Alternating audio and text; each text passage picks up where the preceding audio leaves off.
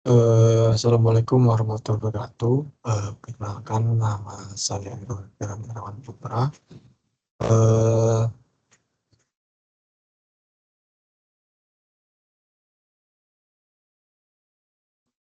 izin, mohon maaf. Eh, di sini saya akan mempresentasikan tugas mata kuliah ujian akhir semester dari mata kuliah Data Mining kelas IF 501 dari program saya dari program studi S1 PJJ Informatika. Di sini saya akan mempresentasikan tugas dari Ibu dosen yaitu Ibu Insinyur Heni Yulianti MM Mkom. Di sini saya dikarenakan tugasnya disuruh membuat sebuah video presentasi dan makalah menggunakan metode CRIS CRISP-DM dengan memilih salah satu dari konsep utama data mining. Di sini saya memilih dari memprediksi. Sebenarnya prediksi dan forecasting itu hampir sama ya. Di sini saya mengangkat judul yaitu prediksi pegawai pensiun 5 tahun ke depan di Direktorat Jenderal Pajak dengan metode forecasting pada RStudio. Kenapa saya memilih judul ini? Dikarenakan saya sendiri sebagai pegawai DJP dan saya juga memegang database pekerjaan sering diminta untuk membuat 5 tahun ke depan itu gimana sih pensiunnya pegawai ini siapa aja dan berapa presentasinya berapa aja gitu. Langsung saja masuk ke presentasi. Izin berikut sudah saya tampilkan eh, judul dari eh, presentasi saya. Langsung saja tahapan si RISP-DM untuk prediksi pensiun terdapat 6 tahapan, yaitu satu business understanding, lalu yang kedua yaitu data understanding, yang ketiga yaitu data preparation, yang selanjutnya yaitu modeling, data modeling, lalu yang kelima yaitu data atau evaluasi. Lalu yang terakhir itu implementasi. Ini biasanya kayak kita kita serahkan ke eh, pejabat-pejabat terkait yang meminta atau bisnis bisnis model yang lain. Lalu selanjutnya kita masuk ke business understanding. Eh, apa sih tujuan business understanding? Business understanding yaitu digunakan untuk kita gunakan untuk mencari tujuan dari data mining yang kita lakukan, yaitu di sini tujuan saya itu memprediksi pegawai yang akan pensiun dalam 5 tahun ke depan. Lalu kita dalam business understanding kita juga harus mencari kebutuhan-kebutuhan yang akan kita gunakan pada data mining yang kita akan lakukan, yaitu kebutuhannya yaitu data pegawai yang mencakup informasi relevan seperti umur, tanggal lahir, masa kerja, jabatan, dan informasi yang relevan seperti eh, bisa kode jabatan, bisa kalau ada kode jabatan lebih enak. Tapi di sini karena kode jabatan itu sangat sifatnya privasi, jadi saya tidak saya munculkan, jadi saya ganti dengan ntar ntar nama jabatan akan saya enter. eh Business understanding sendiri juga merupakan tahapan paling awal ya di data mining, dan ini adalah tahapan paling awal dari proses data mining. Dalam business understanding kita akan mencari tujuan dan proses data mining sudah saya jelaskan tadi. Di sini tujuan kita dari data mining adalah memprediksi pegawai yang akan pensiun 5 tahun ke depan. Lalu selanjutnya yaitu ada data understanding. Data understanding sendiri digunakan untuk mencari tujuan dan kebutuhan untuk proses data mining. Yaitu adalah proses selanjutnya adalah data understanding. Pada proses ini kita sudah harus mengetahui data apa yang akan kita gunakan, seperti format file, nama field yang digunakan, dan lain-lain. Dan lain-lain ini seperti tipe data yang ada di call paling apa masing-masing field itu kita harus tahu apa sih yang kita gunakan. Biasanya kan kita download data tuh gede banget ya. Di sini tuh kita kita perlu apa aja tuh di sini. Kita perlu apa itu di sini kita catat perlu apa aja kita. eh pada understanding pada data understanding juga kita harus kayak kita load data itu masuk di data understanding. Jika kita tahu data, berarti kita pilih kita import dataset, kita pilih dataset yang kita gunakan, lalu setelah dataset kita import, biasanya kita pilih tuh nama dataset kita akan ganti apa. Lalu biasanya kan dataset itu berbentuk CSV atau XLS ya, atau juga TXT. Di sini saya menggunakan format apa ini, TXT. Eh, jadi formatnya setelah saya import, saya sesuaikan di data understanding, saya sesuaikan terus pencet OK. Eh, Lalu akan muncul yang ada di RStudio akan muncul. Kalau ingin memunculkannya itu cukup simpel ya. Kita bisa ketik view view lalu nama dataset yang kita import, atau kita klik 2 kali pada tampilan RStudio. Biasanya kita di bagian kanan atas itu ada tuh nama dataset, kita klik aja. Lalu selanjutnya yaitu kita akan masuk ke preparation data. Ini adalah tahapan yang sangat eh, perlu fokus sendiri dan fokus yang sangat tinggi, dikarenakan ini adalah dasar. Jadi persiapan data ada di sini. Jadi sebelum melakukan analisis data mining menggunakan metode forecasting atau preparation data, preparation data ini merupakan langkah yang sangat penting. Pada langkah ini akan dilakukan data cleaning, fitur engineering, seperti kita akan memformat file-file tertentu untuk dirubah menjadi apa, lalu data transform ada di sini. Lalu berikut adalah tahapan dari data preparation. Di sini ada data umur di dataset tadi yang sudah saya gunakan tersebut, terdapat field dengan nama umur. Awalnya kan itu tipe datanya bukan numerik ya. Di sini saya ubah datanya menjadi numerik agar mudah digunakan untuk metode prediksi. Lalu saya membuat field baru yaitu pensiun 5 tahun lagi dengan base data yaitu field umur. Di sini umur umur yang 59 kan ya, 59 ke bawah berarti kan 59 berapa, berarti maksimalnya itu 59 pensiun, berarti 59, 58, 57, 56, 55 udah masuk usia mau pensiun. Berarti di situ akan eh, jika akan pensiun 5 tahun ke depan angkanya akan 1, jika tidak maka 0. Lalu nah di sini kan ada jabatan encode nih tadi yang sudah saya jelaskan di sebelumnya. Kita ubah datanya tadi seperti tadi yang di sini data understanding kita ubah kan seperti tadi kayak di fitur engineering itu di jabatan encode ini adalah merupakan field baru yang saya buat pada dataset. Di sini berisi angka numerik yang hasil encode dari field nama jabatan. Ini nantinya akan digunakan untuk jabatan-jabatan apa saja sih yang akan pensiun 5 tahun ke depan itu. Eh, Lalu selanjutnya ada set sheet. Di sini kita akan set sheetnya itu sejumlah 42. Lalu di gambar selanjutnya itu kan ada indeks.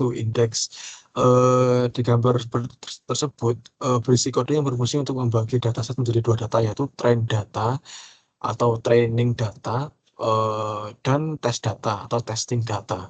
Eh, pada baris dua gambar yang kedua, itu berisi perintah yang menghasilkan vektor indeks acak. Vektor ini nantinya akan digunakan untuk membagi dataset menjadi data latih tadi atau train data dan menjadi data uji atau tes data. Eh, Lalu selanjutnya ada tahapan data modeling. Di sini saya menggunakan algoritma regresi logistik. Kenapa saya gunakan regresi logistik? Dikarenakan algoritma ini sangat cocok untuk metode prediksi untuk memprediksi kayak tahunan tahunan yang kayak seperti kayak kalau kita akan memprediksi 5 tahun ke depan saham kayak gimana, kita bisa menggunakan regresi logistik ini. Jadi dikarenakan saya memilih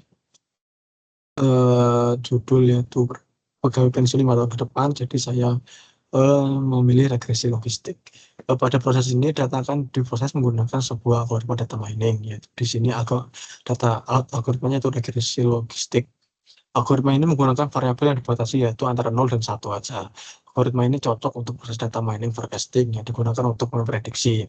Algoritma ini nantinya akan menggunakan data yang terdapat pada field pensiun 5 tahun lagi. Berikut adalah proses dari data modeling.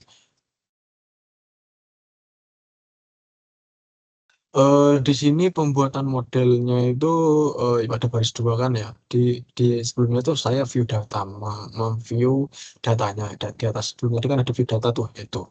Lalu di sini saya membuat model yang dari LM itu adalah regresi logistik tadi. Lalu menggunakan field pensiun 5 tahun lagi, lalu ada field umur plus jabatan encode tadi digunakan data. Data yang digunakan adalah training data. Lalu view model itu yang atas ini kan view model saya lakukan. Lalu setelah kita membuat model dan model sudah dibuat, yaitu dengan cara saya view model sudah muncul datanya di atas yang ada di Android Studio di atas di RStudio sudah muncul bagian atas. Di situ adalah tampilan model yang sudah dibuat. Lalu selanjutnya adalah tahapan dari prediksi. Di sini pada proses ini akan dilakukan sebuah metode forecasting atau prediksi. Proses ini menggunakan model regresi logistik yang telah dilatih sebelumnya dan kemudian mengubah subprediksi probabilitas menjadi prediksi biner 0 atau 1. Berikut adalah perintah yang dilakukan pada RStudio, yaitu pada gambar di atas itu terdapat dua hal, yaitu yang baru pertama itu menghasilkan probabilitas prediksi dari model regresi logistik menggunakan dataset uji, yaitu testing data tadi. Lalu yang baris kedua yaitu mengubah probabilitas tersebut menjadi prediksi biner. Biner kan 0 atau 1. Dengan menggunakan ambang batas 0,5. Yang ini, threshold 0,5. Lalu setelah memprediksi data tadi, lalu kita akan mengecek akurasi data tersebut. Lalu proses akurasi merupakan tahapan atau sebuah proses evaluasi adalah tahapan terakhir dari seluruh tahapan CRISPDM. Pada proses ini data akan diuji dan beberapa metrik, yaitu satu ada akurasi, yang kedua ada AUC ROC, yang ketiga terdapat sensitivitas dan spesifisitas. Yang pertama itu akurasi. Kenapa sih harus ada akurasi? Yaitu kita akan menghitung seberapa tepat model memprediksi pegawai yang pensiun dan tidak pensiun. Lalu yang kedua ada AUC dan ROC. Pada tahap ini itu digunakan untuk mengukur kemampuan model membedakan antar pegawai yang akan pensiun atau tidak. Lalu ada sensitivitas dan spesifisitas. Di sini tahap proses akan melakukan beberapa tahapan modeling, yaitu baik model mengidentifikasi pegawai yang benar akan pensiun, sensitivitas, dan yang tidak akan pensiun, spesifisitas. Di sini sudah muncul datanya kan ya. Itu merupakan interpretasi dari confusion metric. Confusion metric sendiri adalah tabel yang menunjukkan kinerja model klasifikasi. Dalam kasus ini, model digunakan untuk memprediksi apakah seorang pegawai akan pensiun dalam 5 tahun ke depan, label 1, atau tidak, label 0. Jadi di prediction ini kan ada reference 0 ini tidak pensiun, 1 pensiun. Lalu ada angkanya 8.149 di di angka 00 kan ya. Ini berarti model dengan tepat memprediksi 8.149 pegawai yang tidak akan pensiun dalam 5 tahun ke depan. Tidak ada kesalahan prediksi untuk kategori ini. Lalu pada angka 11 yaitu terdapat 585 pegawai. Ini berarti model dengan tepat memprediksi 585 pegawai yang akan pensiun dalam 5 tahun ke depan. Tidak ada kesalahan prediksi untuk kategori ini. Lalu ada metrik evaluasi model. Yang pertama yaitu akurasi. Angkanya adalah 1. Berarti akurasi ini memiliki proporsi prediksi yang benar dari total prediksi. Dalam hal ini akurasi model 1 ya atau 100% yang berarti model memberikan prediksi yang sempurna untuk semua pegawai dalam data uji. Lalu terdapat 95% CI. Ini merupakan sebuah interval kepercayaan 95% untuk akurasi. Di sini kita mendapatkan 95% yakin bahwa akurasi sebenarnya dari model berada dalam rentang ini. Jadi ini sudah sangat bagus. Lalu ada no information rate atau NIR. Di sini nilainya 0,933. NIR ini memiliki akurasi yang akan dicapai oleh model jika selalu memprediksi kelas mayoritas. Dalam hal ini, jika model selalu memprediksi pegawai tidak akan pensiun, akurasinya adalah 0,933.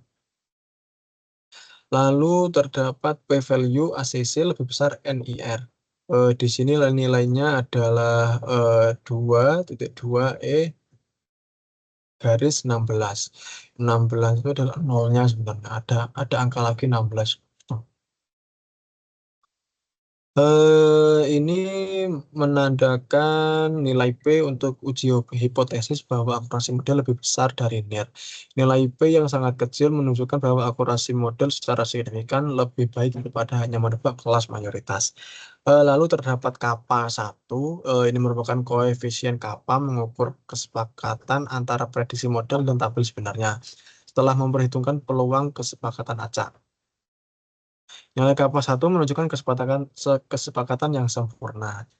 Lalu terdapat sensitivity, specificity 1, kan nilainya 1 itu sudah sangat sempurna sekali. Di pros di lalu di prospect value atau nilai prediktif positif dapat nilai 1. Berarti ini dalam hal ini semua pegawai yang prediksi akan pensiun benar-benar akan pensiun. Lalu ada di nilai prediktif negatif atau net pred value dapat nilai 1, berarti proporsi prediksi negatif yang benar. Dalam hal ini semua pegawai yang diprediksi tidak akan pensiun benar-benar tidak akan pensiun. Lalu terdapat detection rate, yaitu tingkat deteksinya 0,933. Ini adalah proporsi pegawai yang akan pensiun yang berhasil dideteksi oleh model. Lalu ada prevalence, yaitu prevalensi, mendapatkan nilai 0,933. Ini adalah proporsi pegawai yang benar-benar akan pensiun dalam data. Lalu ada balance akurasi seimbang. Saya mendapatkan dari proses data mining mendapatkan nilai 1. Ini adalah rata-rata dari sensitivitas dan spesifisitas.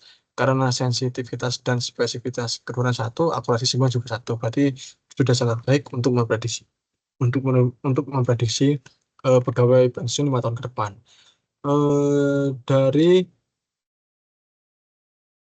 Dari proses data mining yang sudah saya lakukan, saya mendapat kesimpulan yaitu penelitian ini telah berhasil mengimplementasikan salah satu metode data mining yaitu forecasting atau prediksi.